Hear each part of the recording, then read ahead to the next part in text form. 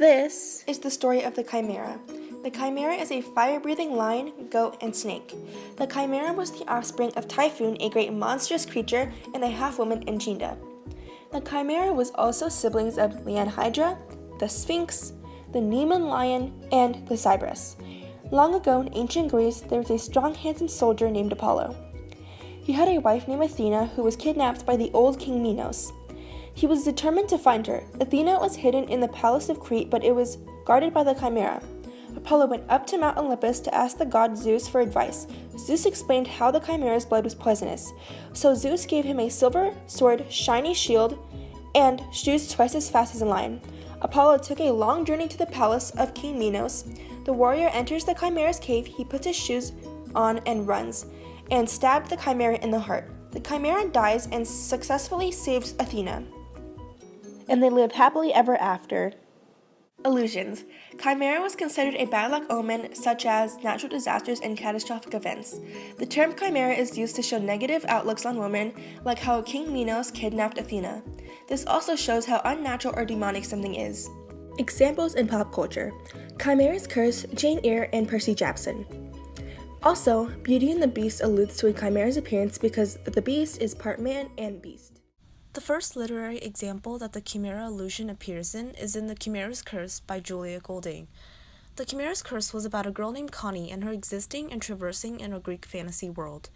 When the allusion first shows up in the story, it was a symbol of great evil and something Connie and her friends had to defeat. The allusion also shows up in the second literary example of Jane Eyre by Charlotte Bronte. The book describes the struggles or anything that happens throughout Jane Eyre's life in the 19th century. At one point, Jane meets with an obstacle and states that she had no time to nurse chimeras. In this regard, nursing chimeras meant taking care of one big problem that were comprised of many smaller ones.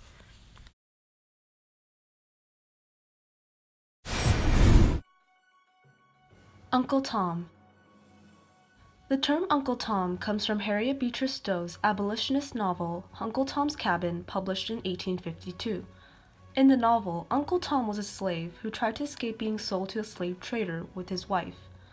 Uncle Tom, the protagonist, plans an escape with slave children and his wife across the frozen Ohio River and up to the north. Haley, his slave owner, hires a slave hunter, and Uncle Tom was captured and put on a boat on the Mississippi to slave market. While he was on the boat, he meets little Ava, an angelic and sweet white girl. Ava falls into the river, and Tom dives in to save her. Little Ava's father, St. Clair, was grateful for Tom's heroic act and buys Tom. Now in New Orleans with the St. Clairs, he becomes valuable to the household and grows increasingly close to Ava, both of which were devout Christians. After 2 years in the household, Ava grows ill and wishes for Tom to be freed on her deathbed. Tragedy befalls Tom when St. Clair was stabbed to death before he could free his slaves. St. Clair's wife, Marie, sells Tom to a cruel plantation owner named Simon Legree. Tom was ordered to whip a slave, but refused, and Simon grows a strong dislike towards Tom.